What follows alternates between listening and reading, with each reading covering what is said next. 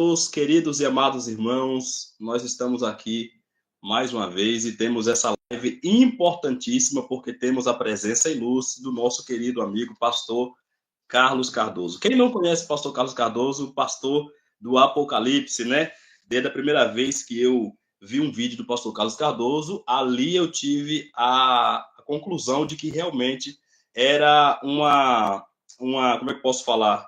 Uma importante um importante acontecimento, porque o Apocalipse muitas das vezes está esquecido e é necessário a gente trazer para a nossa vida novamente de uma forma bem mais clara e simples, porque da forma como ele fala, a gente consegue entender com mais facilidade. Pastor Carlos Cardoso, manda a paz do Senhor para o pessoal aí.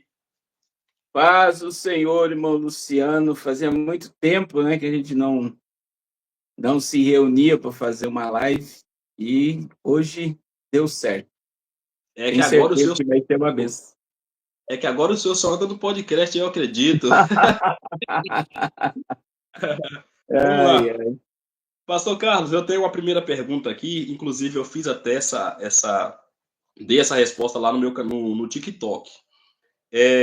Fizeram um busto do pastor José Wellington. Eu sei que é um assunto um pouco sensível, até porque pode fechar portas, mas a nossa opinião aqui ela não é interessante. É interessante o que a Bíblia fala. E eu gostaria de saber se aquilo que eles fizeram, de erguer aquele busto, de fazer toda aquela questão ali acerca da pessoa do pastor José Wellington, é bíblica, ou é perigosa, ou é idolatria? O que é que o senhor tem para dizer? Foi correto eles fazerem?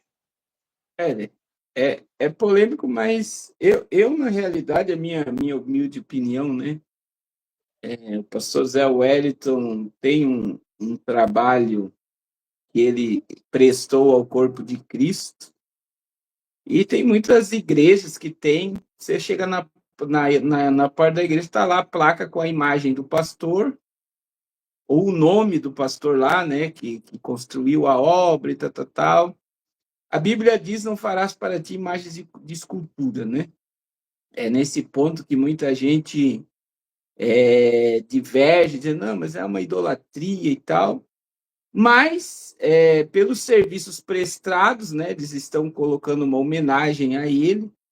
E ele fez um grande trabalho, né, em prol do reino de Deus. Tem muita polêmica em torno dele, né, que até falam que ele é maçom, outros dizem que ele não é e tal. Nem vamos entrar no mérito, mas a gente vê isso acontecendo em vários na sociedade, né? Todo mundo que faz alguma coisa vão lá e coloca uma estátua em memória da pessoa e pelo que ela fez. Então, eu, particularmente, como eu vejo em todas as igrejas que eu vou, templo e sede que eu prego, é isso que eu estou falando para você, está lá muitas vezes a imagem do pastor numa placa, a data da inauguração. Aí você vai em gabinete, né? Não sei se você já foi em gabinete, por exemplo, você vai num campo que é presidida por um pastor. Todo gabinete de pastor tem o que lá? A foto do pastor presidente, né? Tá lá, para todo mundo lembrar que ele é o pastor presidente, que ele está fazendo a obra de Deus. Então, a gente precisa ter equilíbrio nessas coisas. Eu não parto do princípio que aquilo dali é uma idolatria, né? Primeiro porque não defendendo em si a Assembleia de Deus, mas a Assembleia de Deus hoje ainda é uma das igrejas mais próximas da Bíblia que nós temos no Brasil, né? Então, assim, eu não acredito que os pastores assembleianos fizeram aquilo dali com o intuito de idolatrar o pastor Zé Wellington. E também não. Eu já tive no gabinete do pastor Zé Wellington, ele já me recebeu, nós já conversamos, passamos um bom tempo conversando, me tratou super bem, né? Super bem pela recepção que ele me deu.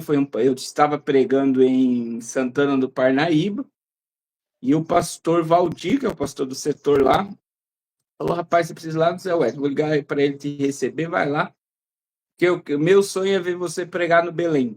Ele falando, pastor Valdir, né?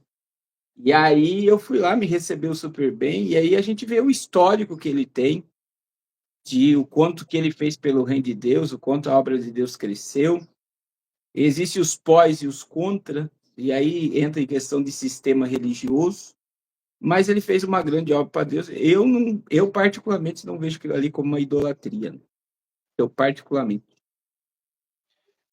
Eu tenho uma opinião um pouco diferente da do senhor.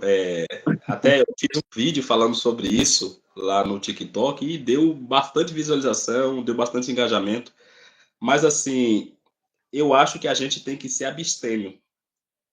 Tudo aquilo que a gente conversa, que a gente tenta tocar ou entrar, que a gente sabe que vai abrir precedentes um pouco contrários ou vai fazer alguém pecar, a gente é melhor não fazer. Então, a Bíblia é clara. E isso é bíblico. A Bíblia diz, né? Se você qualquer coisa você fazer teu irmão pecar, né? Mas então, aí entra o seu. Pode terminar sua fala. Não, é basicamente nessa entoada mesmo, né? A gente parte do princípio que é melhor a gente não fazer ninguém tropeçar. Então a gente tem que ter vigilância. Aí o primeiro passo para a queda é o diálogo com o tentador. Então a gente vai conversando, vai abrindo brechas, concessões e acaba lá na frente dando problema. Então é por isso que eu. Mas pode falar. Sim, existe o. Só que assim, eu já vi coisas como pastor, né? Eu já fui pastor de tempo sério, então muitas das vezes, querendo agradar o pastor, as pessoas fazem coisas que muitas vezes nem ele sabe. Até que ponto o pastor é verdade, até que ponto ele sabia que fizeram aquilo lá. Você está entendendo? Não, é uma homenagem, foi uma prestação no aniversário dele, né? Até que ponto ele estava ciente que eles iam colocar aquilo lá. Verdade. Você está entendendo? Não defendendo. Mas muitas das vezes o intuito não tinha nada a ver, talvez o povo que fez. E falando aqui, eu lembrei uma vez de uma inauguração de uma igreja que eu participei. O pastor presidente foi em Curitiba, o pastor Zé Pimentel de Carvalho, amiguíssimo até do Zé Wellington, né? Ele dorme no Senhor, esse pastor. E, rapaz, me fizeram uma bateria de fogos na inauguração da igreja. Pensa num homem que ficou brabo. Fizeram fazer aquela barulheira toda, né? E deu problema com alguns fogos. Então, rapaz, o homem nem cultuou direito, de tão nervoso que ele ficou. Quer dizer, ele não esperava, que você está entendendo? Aquilo lá estava totalmente vendido. Foi lá para fazer a inauguração da igreja, abrir a faixa lá que eles fazem, né? Abre a faixa, entra para dentro. Mas com aquela bateria de fogo, ele se perdeu todinho. Ele não tem, tipo assim, não tem necessidade de fazer algo como isso. E provavelmente, pelo que a gente vê ali do que aconteceu, a gente tem que saber até que ponto o próprio pastor Zé sabia que aquela homenagem ia ser feita. Né? Então, eles fizeram numa boa intenção. E, no fim, acabou gerando a polêmica que gerou, né? Trazendo aí toda essa questão de idolatria. A gente viu a cantora Léa Mendonça, né? Teve um posicionamento bem forte nessa. Depois ela se retratou, porque talvez viu de outra forma, né? Ela se retratou. Ela se retratou. Meu Deus! Então, assim, porque muitas das vezes a gente olha no foco ali, né? Naquela questão de não olhar por outro ângulo, o que aconteceu verdadeiramente. Entendeu? Mas eu digo assim, eu particularmente, teve uma irmã que faz artesanato, e aí tem o Midinho, né? Tem o pequeno missionário. O Midinho, o pequeno missionário, ele é o R.S. Soares. Ele é o R.S. Soares, né? Ele é uma visão de desenho do R.S. Soares. Aí tem brinquedo e tal. E aí a irmã fez o pastor Carlos e a missionária. E eu sem, olha só, 2 bonecos, brinquedo para criança, né? A ideia seria, né? Ela falou, não, pastor, eu faço a curso, o senhor pode vender, o dinheiro que arrecadar vai ficar para o projeto Arrependas. E eu fui inventar de anunciar e mostrar o boneco. Rapaz, eu fui bombardeado. Não, o senhor tá isso é idolatria, onde já se viu. Não perdoa. Aí eu entrei na sua palavra. Eu peguei essa sua palavra. Não, se for para escandalizar, para não fazer. É melhor, entendeu? Não vou fazer. É melhor não fazer. A intenção toda era arrecadar fundos para o projeto. Tá entendendo? Entendi. Maravilhoso. Só que causou um transtorno, rapaz, porque um público de uma idade aí de 50 para cima me segue, essas pessoas, elas é difícil entender. Verdade. Então é melhor. E eu falei, não vou fazer. Verdade. Não vou fazer. O senhor está certo. Amém? Amém. Ô, pastor, eu quero até pedir perdão, porque eu fiz a edição da live um pouco rápido e coloquei não listado. Por isso não entrou ninguém, eu acredito. Eu não coloquei público, eu coloquei não listado. Depois eu jogo para o público e Tá dou bom. uma maximizada aí na live. A segunda pergunta, pastor, eu tenho uma opinião contrária a isso, mas assim, eu quero saber do senhor e eu tenho certeza que o senhor também vai por esse lado, porque biblicamente falando a gente não consegue encontrar muito respaldo para isso. Vamos ver qual que é a sua resposta. Teve uma fala do pastor Eliseu Rodrigues que gerou muita polêmica, porque eu não sei se hoje o pessoal, talvez, né, por não estar na mídia ou por sempre querer estar ali, não que seja o caso dele, pastor Eliseu Rodrigues não precisa disso, mas solta alguma coisa que parece que a internet pega fogo. E uma das falas dele é que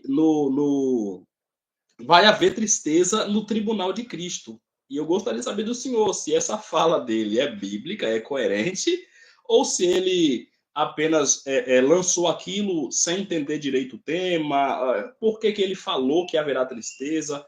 Eu não acredito que haverá tristeza. Eu não acredito. Agora eu quero saber do senhor se isso aí é bíblico ou não é bíblico. O que é que o senhor acha? Existe um texto que é usado de Jó 41, né, que na presença de Deus a tristeza salta o prazer. Mas lá não é na presença de Deus, é na presença dele, é na presença de um unicórnio, de um crocodilo grande, não é de Deus. Isso. E as pessoas dizendo que na presença de Deus a tristeza salta de prazer. Mas vamos pegar, por mais que esteja errado o texto, né, que não é na presença de Deus, não há espaço para tristeza na presença de Deus. Esta é a questão. Eu preciso entender que eu vou estar consciente no tribunal de Cristo, né? E que haverá lembranças no tribunal de Cristo. É por isso que as nossas obras, né, vão ser passadas pelo fogo, e o que permanecer receberá galardão. Então, o que for feno, palha, vai ser queimado, e o que permanece receberemos galardão. Então, assim, isso traz outro assunto sobre essa questão. Teremos lembrança no céu?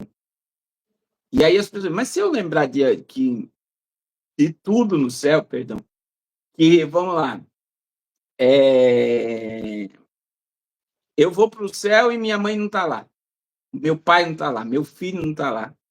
Isso não vai me causar tristeza, né? E aí a maioria dos crentes tem em mente, Luciano, que nós não iremos lembrar de nada no céu. Como se Deus desse um download, deletou e se inicia uma nova memória. Mas não, nós teremos lembrança no céu. A prova disso, Mateus 17, a transfiguração. Veja, Moisés e Elias, um representando a lei e outros profetas, desceram e para conversar com Jesus. Jesus se transfigurou, ele entrou no estágio de glória.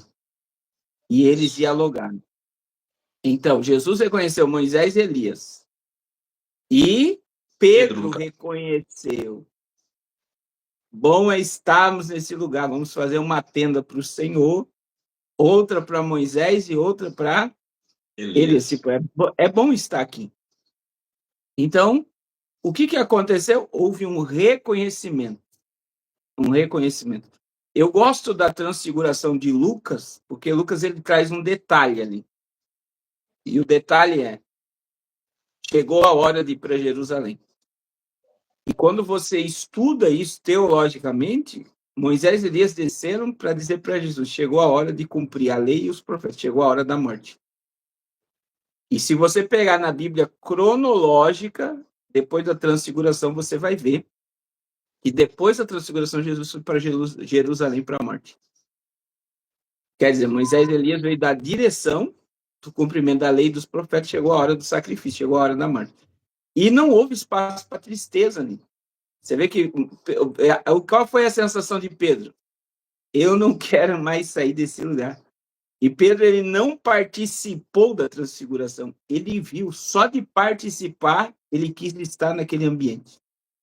Veja, ele estava vendo, Jesus se transfigurou. Ele viu, mas ele não entrou naquele estágio de glória. Mas só por ver o que estava acontecendo ali, eu quero permanecer aqui, eu não quero mais sair daqui. Por ter um... E aí entra. Vamos lá. Por que eu estou dizendo isso? Vamos lembrar, Luciano, de um culto. O culto mais pentecostal que você participou, que a glória de Deus desceu. Entra nessa questão. Se eu não ver meu pai, não ver minha mãe lá, eu vou ficar triste.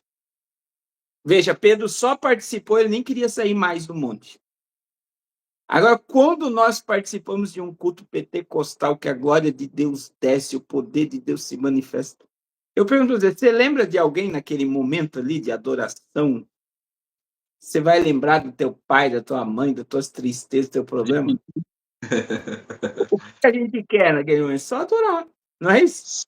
É verdade. Parece que tudo desaparece e o nosso coração, ele fica, eu vou glorificar, eu vou adorar, eu vou exaltar.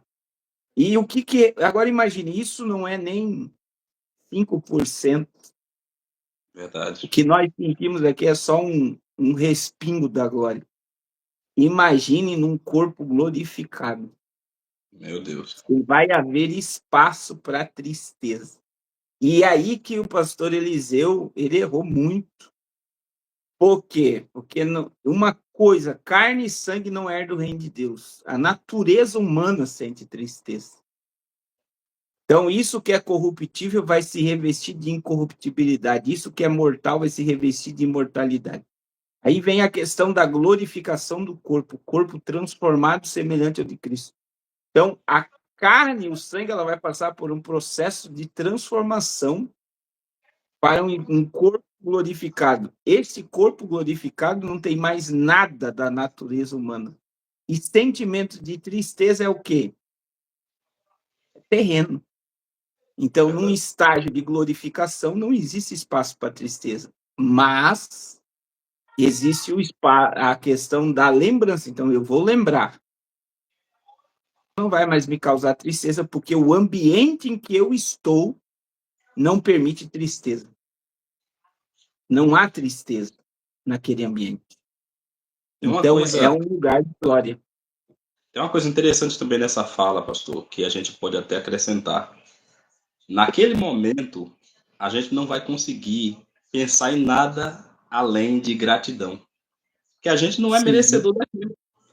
Então, só de estarmos ali, recebendo os galardões, vendo ali todo o cenário da presença do próprio Deus, sendo glorificado, recebendo tudo que a gente não merecia, como que a gente vai pensar que a gente vai ficar triste porque a gente não recebeu mais? Não, só de estar ali já configura já que a gente foi agraciado.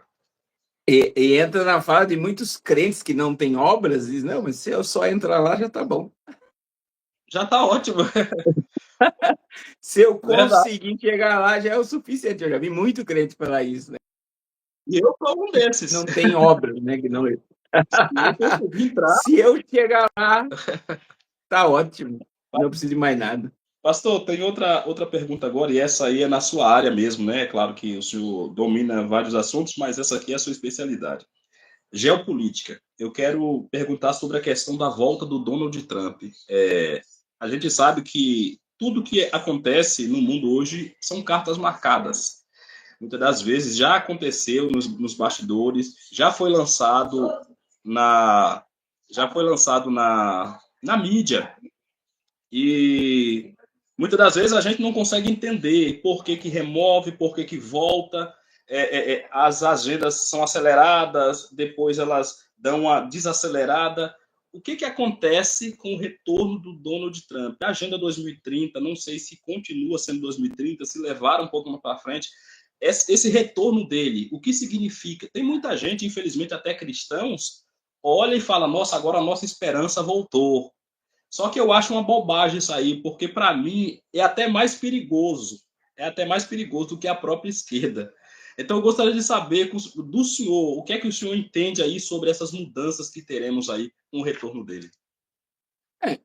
Eu vejo assim, o Donald Trump voltou para estabelecer a paz no Oriente Médio e para a construção do terceiro templo de Salomão. Essa é a questão profética, né? Ele veja que sem assumir, a Síria foi destruída, né? O Bashar al-Assad caiu, o Hezbollah está num acordo de paz até essa semana, mas continuou porque ninguém manifestou mais.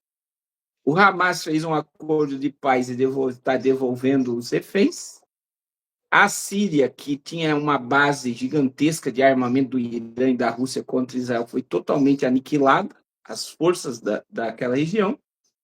E no primeiro, veja que ele, como presidente dos Estados Unidos, a primeira ligação que ele fez para qualquer presidente do mundo, ele poderia ter ligado para qualquer presidente do mundo, e qualquer presidente do mundo, talvez o Vladimir Putin ia ter ressalva de ele atender e o Kim Jong-un, mas os outros, mesmo assim, eu acredito que se ele ligar, eles atendem, né? O Donald Trump está na liga para falar com você.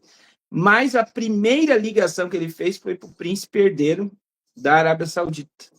Primeira ligação internacional, e que é o Salman, né? Que é o príncipe herdeiro da Arábia Saudita.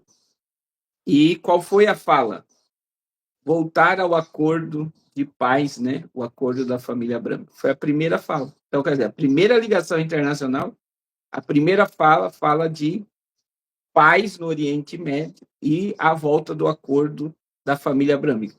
E tudo que está por trás do acordo da família abrâmica, né, que é o que foi o Jared Kushner, o genro dele que começou, está ligado ao terceiro templo de Salomão, que entra dentro dessa questão escatológica, né? O templo será erguido para o anticristo, para o líder global que vai governar o mundo por um curto período de tempo, de dentro de Jerusalém. E aí eu vi no dia da posse dele, eu vi o vídeo de Benjamin Netanyahu falando, né? Novamente, Netanyahu agradeceu porque foi ele que reconheceu Jerusalém como a capital de Israel.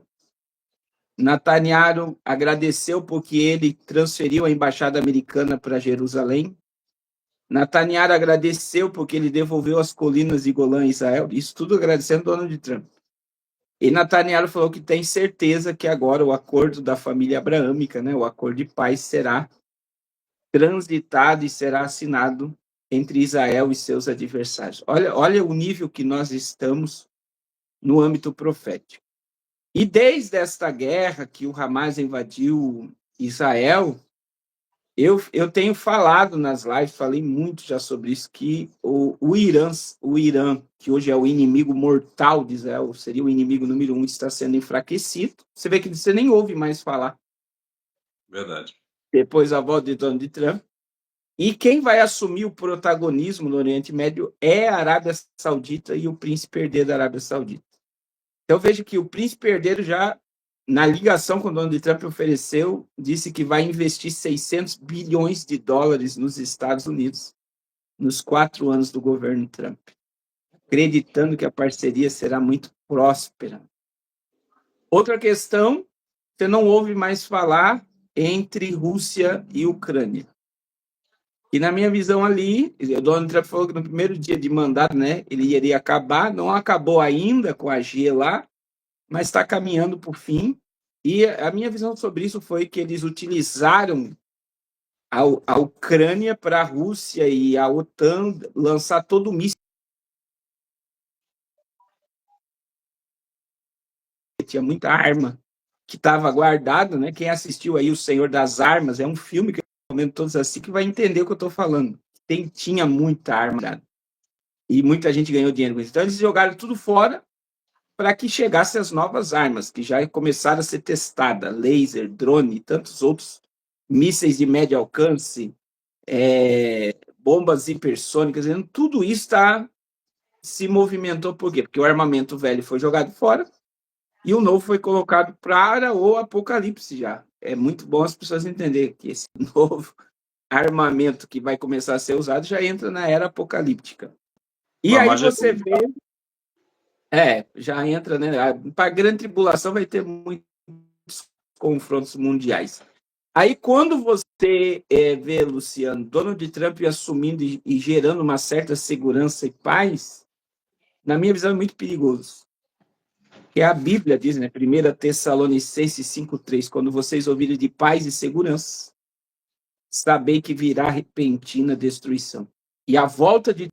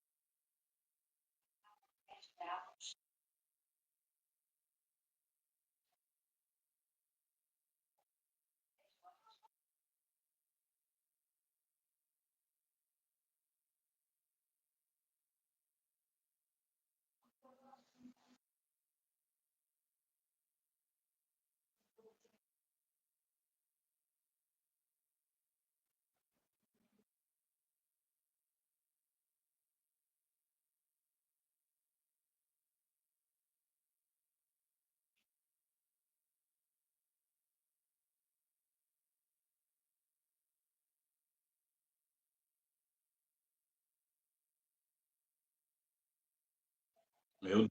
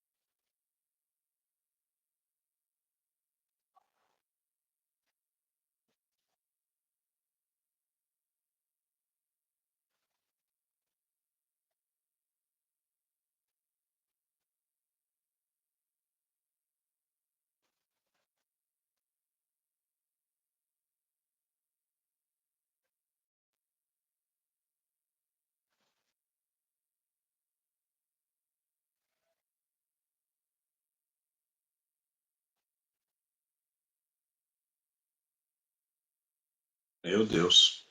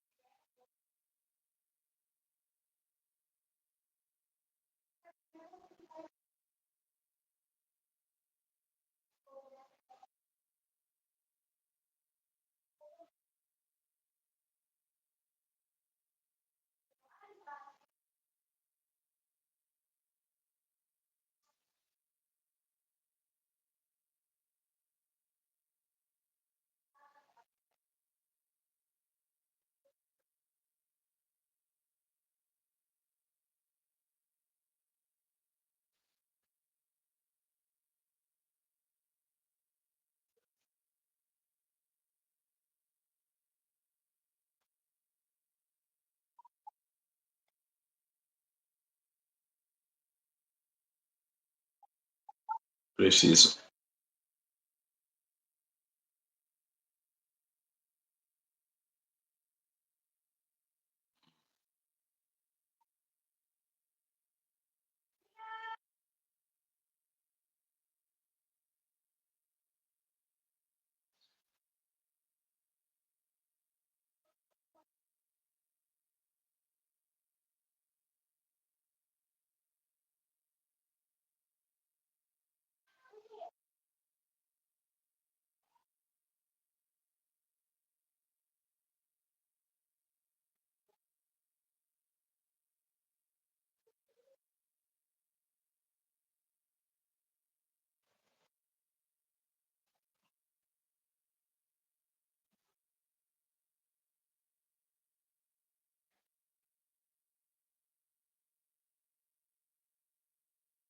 Mais ainda, esquerda e direita, veja, todo o posicionamento de Donald Trump é acabar com a agenda woke, que é a agenda da esquerda, da agenda das minorias, e ele já entrou, tirando todo soldado transgênico, tirando os atletas, né? Os homens que se identificam com mulher vão ter que se competir com homens, porque são homens, não são mulheres. Mandou tirar um monte de política em torno disso. Então, assim, o posicionamento da direita polariza a direita. Só que a esquerda ficou 4 anos no poder na América, com influência em todos os lugares. Então, a melhor forma de dividir de controlar, é dividir. E tanto no Brasil, como na América, como na Europa, existe uma divisão gigantesca entre extrema direita e extrema esquerda. E nós estamos vendo que não há mais centro, não há mais equilíbrio. Ou você é de esquerda ou você é de direita, e você não pode se posicionar neutro. Né? A gente é bombardeado quando fala essas coisas. Por quê? Porque as pessoas, não, você tem que. Eu sempre digo nas minhas lives, é muito melhor para qualquer cristão que a direita esteja no poder. Isso é verdade. É melhor. Não adianta a gente fechar. É melhor, porque o posicionamento da direita vai para o conservadorismo. Né? E isso é lógico. Então, que a direita volte para o Brasil, que a direita permaneça na América. Só que existe um grupo armado para atacar, veja, a extrema-direita. E aí existe muita previsão aí para os Estados Unidos até de uma guerra civil, porque ele já mexeu. Ele mexeu com imigrantes, mexeu nessa agenda, e existe muita gente infiltrada que vai combater a agenda dele. Não vai ter facilidade para que isso aconteça com um passe de imagem. E aí você vê que é para desequilibrar. Então, quanto mais o povo estiver dividido, mais eles vão controlar o povo. Então, Donald Trump, eu digo isso às pessoas, é um servo de Deus que foi colocado como presidente dos Estados Unidos para que as profecias se cumpram. Essa porque eu sempre digo isso porque Nabucodonosor foi chamado de meu servo e destruiu Jerusalém. A Bíblia Deus chamou Ciro pelo nome, Isaías 45. Veja, Ciro, ele assume, né, o controle da Babilônia e liberta o povo. E Donald Trump é reconhecido como Ciro, né? Aquele que blinda, protege e é totalmente a favor de Israel. Então, é profético, é apocalíptico, e a volta de Trump, na minha visão, o fato que todos têm que estar atentos é a ligação dele com Israel, com o acordo de paz, para que o terceiro templo surja. Muito boa explicação. Eu tenho guardado na minha memória uma palavra que o senhor falou a respeito dessa questão de esquerda e direita. Trabalha para a mesma ordem, para o mesmo braço. Eles dividem para governar. Enquanto as pessoas estão se matando, erguendo as bandeiras, criando narrativas, a agenda está caminhando para o propósito final, que dividir para governar. Aí você tem uma série que foi lançada em dezembro agora, o Round Six.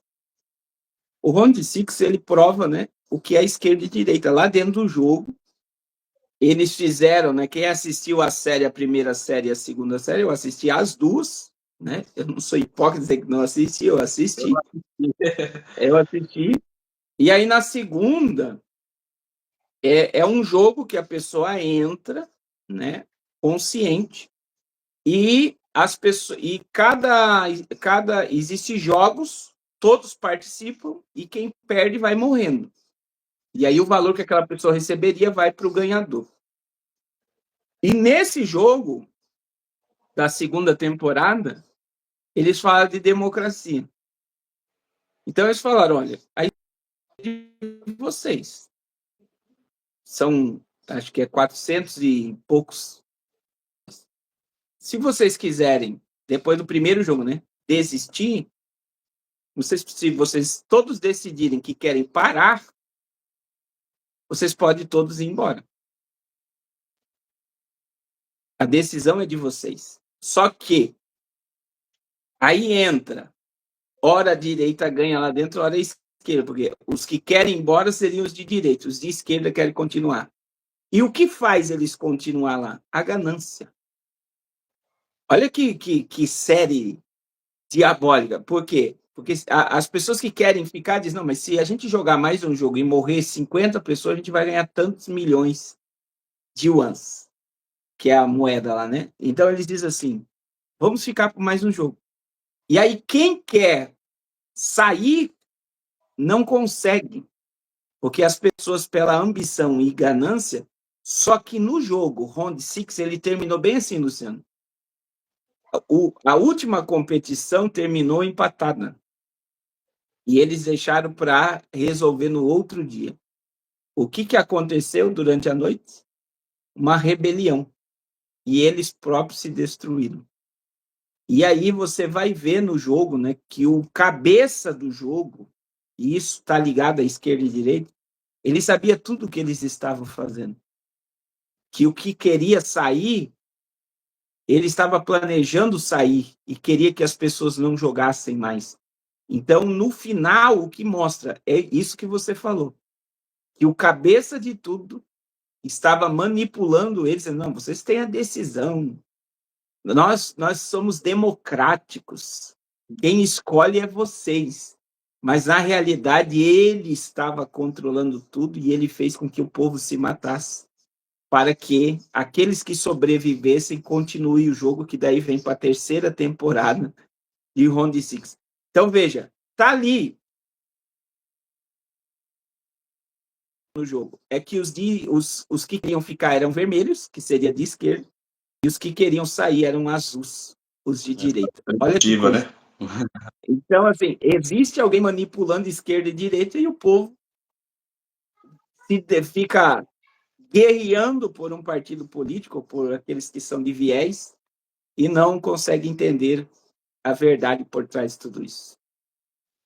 Realmente, pastor, realmente a gente está vivendo no tempo do fim e não tem mais como fugir disso. Ainda nesse tema, a quarta pergunta aqui é sobre a entrada do anticristo. O senhor acha que todo quebra-cabeça já está montado, já está tudo certo, ou ainda falta algumas alterações no percurso para que o anticristo, quando ele surja, não encontre muito problema para resolver? O senhor acha que está tudo montadinho, tudo perfeito, ou ainda falta mais alguma coisa? Então, o anticristo...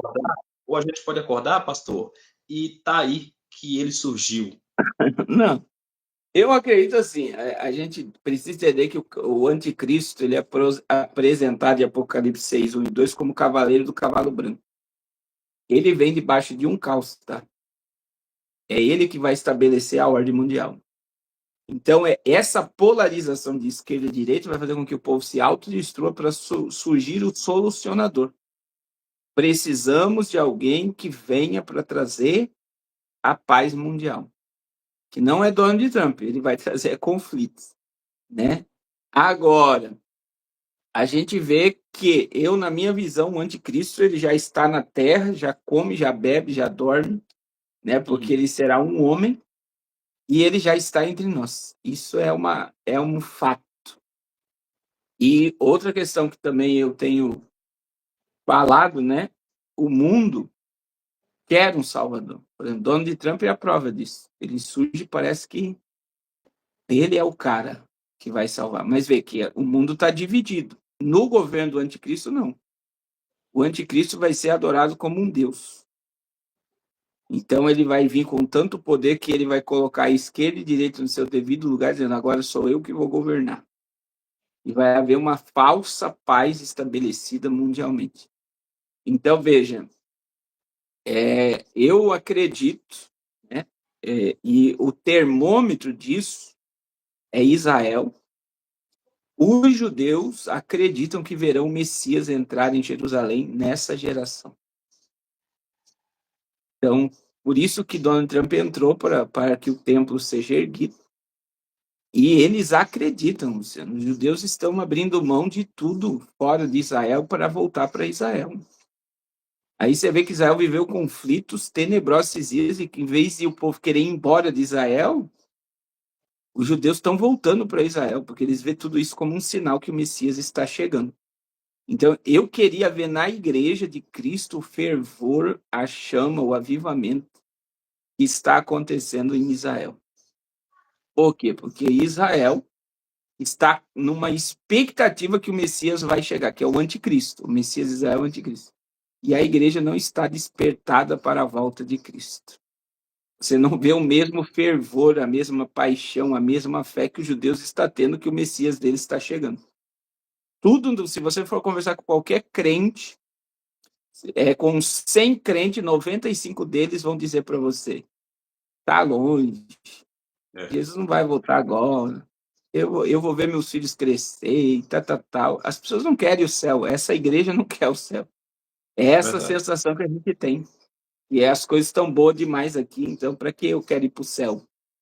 Se está tudo dando certo, se eu estou comendo, bebendo, dormindo, tenho meu TikTok, meu Kawaii, meu Instagram, é distração. As pessoas não percebem que o maior milagre que a gente precisa, a gente já tem, e que a nossa salvação é o nosso bem maior, é o bem mais precioso.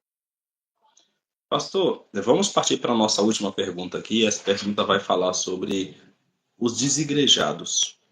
Tem crescido demais esse movimento. Eu quero saber se essa questão do desigrejado é por causa do cumprimento de Mateus 24:12, que vai tratar sobre o esfriamento do amor, ou se isso a culpa é dos cristãos, que estão tendo muito escândalo, que estão dando muita munição para o inimigo. Por que está surgindo tanto esse movimento? Ou isso também está atrelado à questão do avivamento? Porque tem gente que fala que vai ter um avivamento. Eu não acredito em avivamento. Eu acredito que no final dos tempos o amor de muito iria se esfriar e aí viria o esfriamento do amor, a incredulidade e muitas outras coisas que iria fazer o povo dormir. Por que está crescendo tanto esse número, pastor? Porque tem tanta gente saindo de dentro das igrejas e não quer mais cultuar. Então, já havia antes da pandemia, mas a pandemia potencializou a saída de uma multidão de gente dos sistemas religiosos. Por quê? Imagine o Luciano, eu estou dando um exemplo. O Luciano nasceu na Assembleia de Deus, o seu pai é assembleiano, sua mãe é assembleiana, escola dominical, com doutrina, ensaio de adolescente, mocidade, secundação, tal, e aquele ciclo. Você não enxergava nada. De repente veio um lockdown, você ficou dentro de casa, pegou o celular e começou a pesquisar igrejas e começou a ir atrás. E aí é a mesma coisa que você está dentro de uma caverna e você sai da caverna e diz, meu Deus, tem vida fora desse sistema religioso que eu vi. Você está entendendo? E muitas pessoas não tiveram maturidade de enxergar fora da caverna e entender, ter um equilíbrio disso aí. Muitas pessoas olharam para fora da caverna e falaram, vou sair desse sistema e acabou. Que é um sistema opressor, que dízimo não existe, que pastor, eu sou a igreja, eu sou o pastor da minha alma, da minha vida, não preciso mais de nada. E aí faltou o equilíbrio, faltou maturidade, faltou Bíblia, na realidade, né? Uma pessoa bíblica, ela não se move facilmente da sua fé. Então, é um movimento gigantesco, tá, Luciano? E que vai crescer muito pela apostasia e esfriamento. Eu fico com o meu coração partido, porque aí vem os escândalos, porque hoje você tem uma internet que divulga. Existem coisas que os desigrejados falam que é verdade sobre os sistemas religiosos, né? Infelizmente, poucas pessoas têm coragem de falar, mas tem muita coisa que eles têm razão, né? Que parece que as pessoas estão lá dentro de um sistema religioso e elas são obrigadas a tudo que aquele líder fala, e se você sair fora daquilo ali, parece que você está em maldição, né? Se você não fizer conforme aquele sistema está falando, você vai para o inferno. E não é bem por aí. Mas muita gente que sai das igrejas, não, agora eu vou cultuar a Deus em casa. Não existe. Verdade. Não existe. Por que não existe? Porque eu conheço muita gente que entrou começou a bater, daí começa o quê? Primeira coisa, começa a bater em tudo. Pastor, igreja e tal, é tudo ladrão, é tudo não sei o quê, igreja não ama, igreja não faz missão, igreja não tal. Aí, se eu saio de um sistema, estou vendo que ninguém faz, para eu não fazer nada, eu estou sendo igual. Estou certo ou errado? Tá certo. Não adianta eu encher minha mão de pedra e tacar pedra se eu não estou fazendo. É para não que eu vou cultuar em casa, vou ajudar o pobre, vou ajudar o órfão, vou fazer e tal. Faz 1 mês, 2 meses, e eu estou dizendo pessoas que eu conheço, tá? No 3º mês já está bebendo, no 4º mês alguns voltam para droga. Por quê? Porque está desligado do corpo de Cristo, né? Então, eu não tiro mérito, né? Se eu faço parte da igreja, né? O reino de Deus está dentro de mim.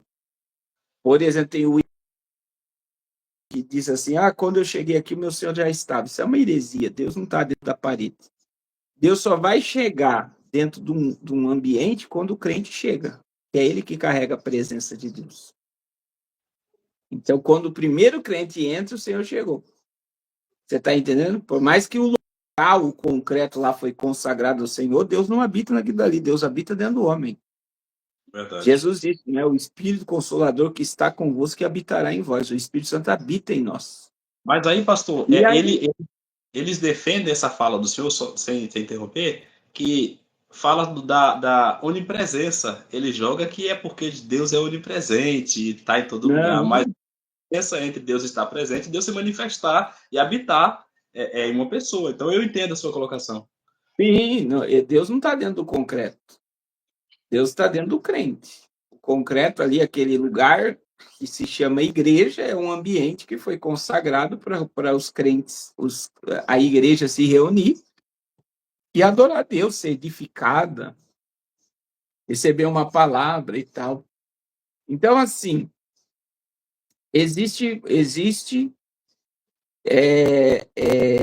uma forma de o diabo afastar as pessoas da verdade, e uma delas é elas querer se achar dona da verdade. É Então, verdade. infelizmente, com muitas dessas pessoas, não adianta nem debater.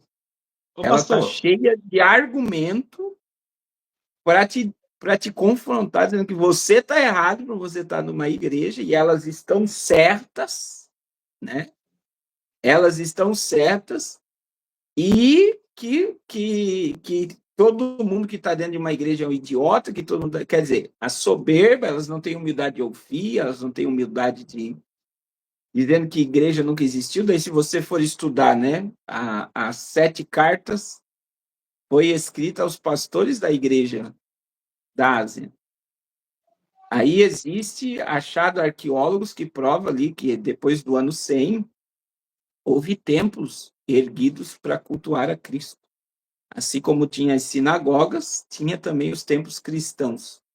E existem os mosaicos que foram achados com peixes dentro desses locais que davam uma simbologia ao cristianismo. Então você vê que sempre existiu templos e reuniões de locais para você estar próximo a Deus e adorar a Deus. Então isso não são questões, né, de se discutir, mas as pessoas elas creem que os sistemas religiosos foram criados para escravizar as pessoas. Aí vem toda uma.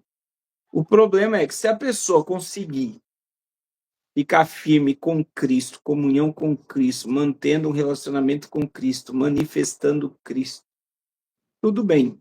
Mas longe de uma comunidade, eu acho isso muito difícil. Ô, pastor, o senhor está falando aí sobre essa questão do desigrejado, e agora me veio à mente uma coisa interessante. Tem muito pregador que nunca fez a vontade de Deus e que é um desigrejado dentro da igreja. Porque não necessariamente a gente precisa sair de dentro de quatro paredes para ser desigrejado, para não estar no corpo. Então tem muita gente que prega, que canta, que evangeliza, mas nunca fizeram a vontade de Deus. Estão fazendo a sua vontade, da sua maneira e do seu jeito.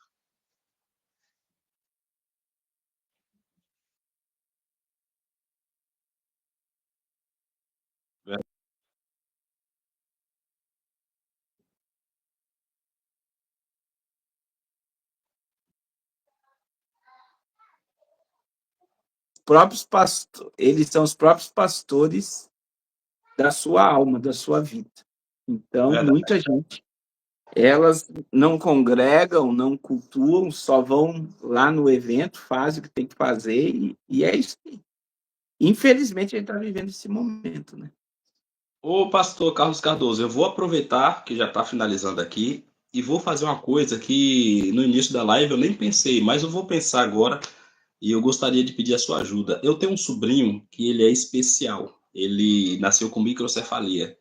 É Enzo. Tanto a minha mãe como ele estão aqui em casa passando a temporada. Minha mãe caiu doente, aí ela veio para cá, a gente ajudou na questão dos médicos, levar, trazer, na logística, nos remédios, a gente que está cuidando.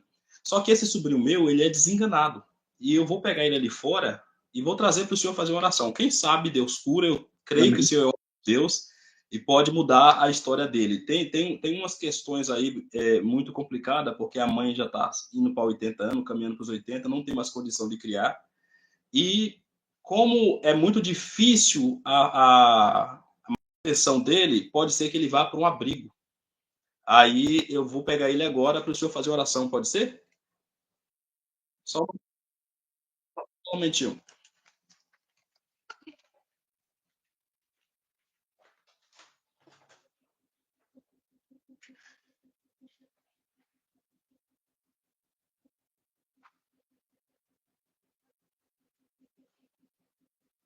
Vou pegar mesmo para o pastor fazer oração.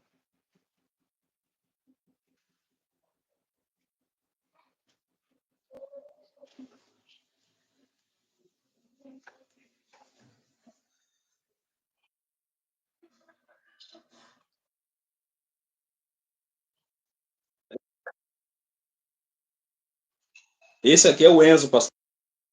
Ele se alimenta por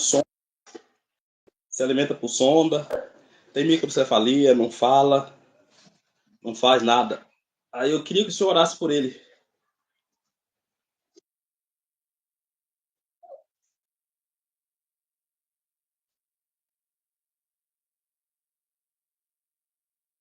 Aleluia.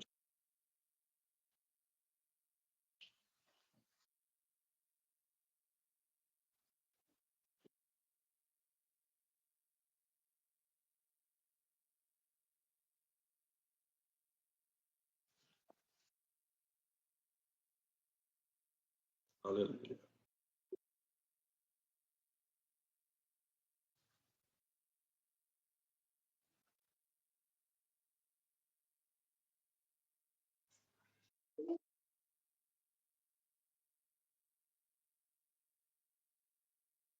Aleluia.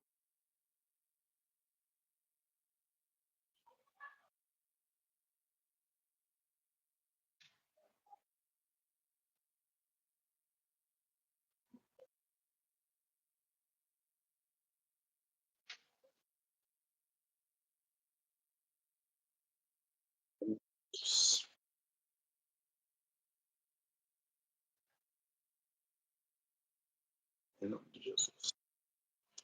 Muito obrigado, pastor Carlos Cardoso. Deus abençoe e até a próxima live, se assim Deus permitir. Muito obrigado. Eu coloco o nome dele nas orações do Senhor. A nossa luta aqui com ele não é fácil não, viu? Deus abençoe mais uma vez. Fica na paz.